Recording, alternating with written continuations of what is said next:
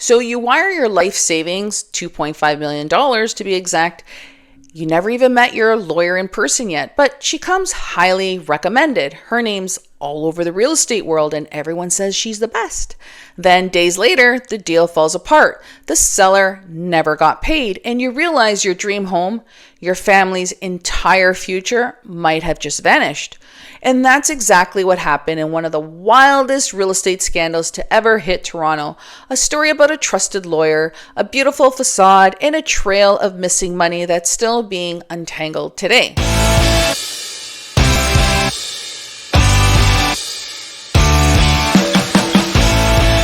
Hi there, I'm Claudia Ragona, one of the Ragona sisters, and this isn't one of those market updates. This is a reality check because what you're about to hear will make you think twice about who's really holding your money when you buy or sell a home in Ontario. Now, you're probably already asking yourself, how is this even possible? And honestly, you should be. So here's where we start. Her name is Singa Boyu. I don't know if I butchered her name. She wasn't some shady back office lawyer. She was polished, glamorous, and connected. The type of lawyer everyone trusted. Realtors knew her. Clients praised her. Her social media was full of designer bags, fine dining, and motivational quotes about success. Not that it makes her more qualified, but these are what the articles are saying. She looked the part. In late 2023, a couple named Ryan and Daniel Fung hired her to handle the purchase of a property just under $2.2 million in Toronto's Riverdale. It was their dream property. They planned to turn it into housing for missionaries. They were the kind of clients any lawyer would have been proud to represent. They were professional, faith-based, financially responsible. But then came the first red flag. 5 days before they were even scheduled to meet her, Singa emailed them saying she needed them to wire the entire purchase funds early. She said it was because of bank delays and fraud protection protocols. Imagine that. Your lawyer, the one meant to protect your interests, asking you to send over $2.5 million before you've even shaken hands. See, most people would hesitate. But this is Toronto. Closings happen fast. Banks delay wires. Everybody wants to seem cooperative. So they trusted her. They sent the money, and that's where the nightmare began. On closing day, the seller's lawyer called. They hadn't received payment. The deal was about to fall apart. The Fungs panicked and tried to reach Boy, but she was unavailable. Then, out of nowhere, her husband, a man named Nicholas Cartel, called and said she's been hospitalized, that he was stepping in to handle things. And he told them not to worry. Days passed. Excuses piled up. Still, no money. By mid-December, the deal collapsed. The sellers kept the deposit. The property went back on the market, and the Fungs who had wired their entire life savings were left with nothing. They were in disbelief. You don't expect your lawyer, the person who literally holds your trust funds, to just take them. But that's exactly what the allegations claimed happened. Now, let's stop here for a second because this is where most people say, but don't lawyers have rules? Don't they have trust accounts? And yes, they do. Lawyers are strictly forbidden from touching client trust money. It's drilled into them in law school. Rule number 1, never touch the trust. Rule number 2, if in doubt, see rule number 1. So how does she get away with it? Well, here's a truth that very few Canadians realize. Trust accounts are mostly self-reported. The Law Society of Canada relies on lawyers to file accurate records, and spot checks are rare. It's a system built on honesty, and when a lawyer decides to cross that line, it often takes months, sometimes years, before anyone catches on. So in Singa's case, she allegedly started borrowing from her trust account long before the Fungs ever came along. At first, there was small amounts, then bigger, because she was deep in debt, living far beyond her means. So from the outside world, life looked perfect. She wore designer suits, she drove a Jaguar, she posted photos from high-end restaurants, clients received expensive gift baskets at Christmas. The image was success, but behind the scenes though, she and her husband were drowning. They bought a $4.5 million mansion in Lawrence Park in 2022 with mortgages stacked like dominoes. They took a $1.5 million litigation loan against future lawsuits that hadn't even settled yet. And they borrowed from family, friends, and even clients. And when the real estate market slowed, interest rates rose, and cash flow dried up, the pressure exploded. They allegedly began taking money directly from clients' trust accounts to keep the facade alive. Think about that for a second. Every buyer's deposit and every seller's closing fund being juggled around to pay for the private loans and luxury lifestyles. That's crazy. One long-term client loaned them $308,000. And when that term matured, he wired the funds back into their trust account and the money vanished, just like that. By late 2023, it was a house of cards, ready to fall. But even when complaints started surfacing, the system moved slowly. One client filed a formal complaint to the Law Society. The next day, $1.2 million magically appeared in their account. But that investigation was already underway.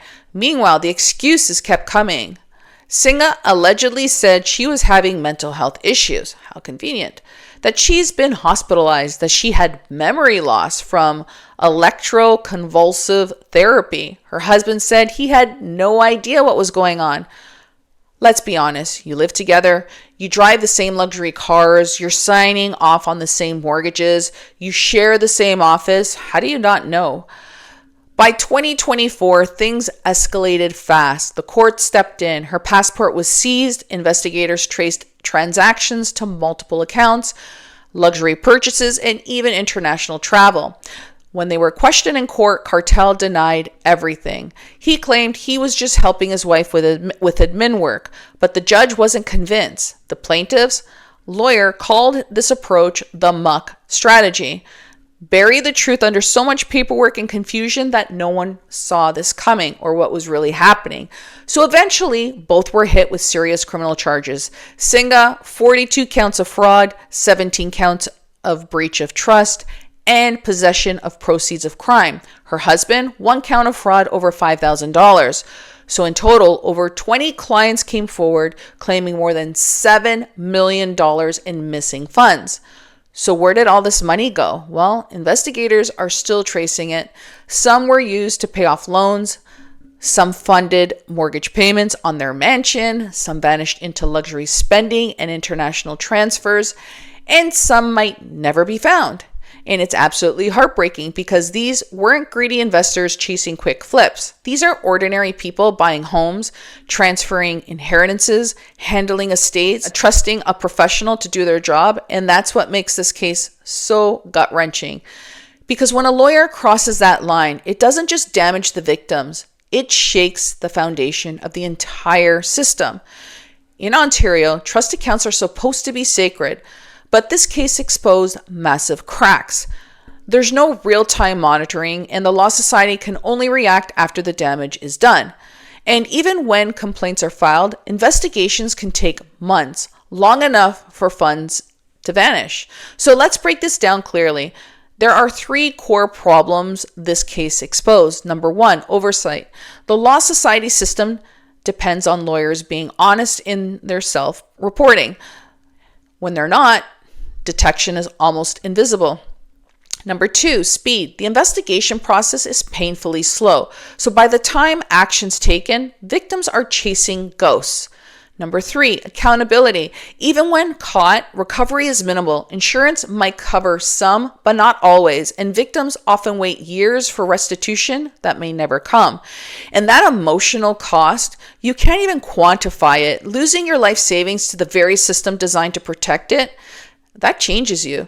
So here's what we can all take away from this. First, if your lawyer ever asks you to wire full funds before a meeting or without written verification from both lawyers involved, stop. Confirm everything independently. Call the other lawyer. Ask your bank to verify the receiving amount, because once that wire goes out, it's gone. Second, ask about your lawyer's trust account directly.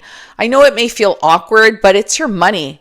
You have every right to know where it's being held, when it's being transferred, and who signs off on it. Third, the industry needs reform. We need real-time auditing systems, not paper-based spot checks. Lawyers should never have sole discretionary control over multi-million-dollar funds without automatic oversight.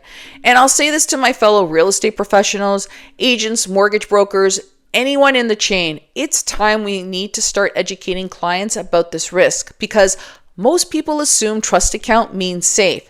This case clearly shows it doesn't always mean that. It's scary, but unfortunately it's true. And when I first read the story, I couldn't help stop thinking about the Fungs. They weren't careless, they weren't naive, they followed the process, did what everyone does, and the system failed them.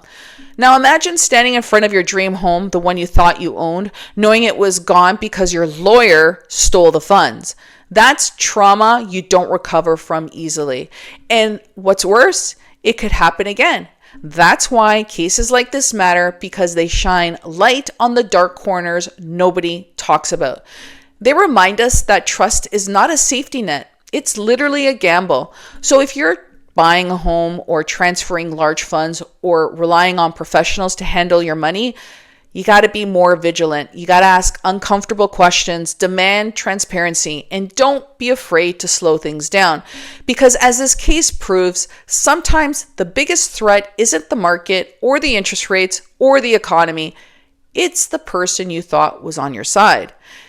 And to every viewer out there, I want to hear your thoughts. If your lawyer asks you to wire full funds early, would you do it?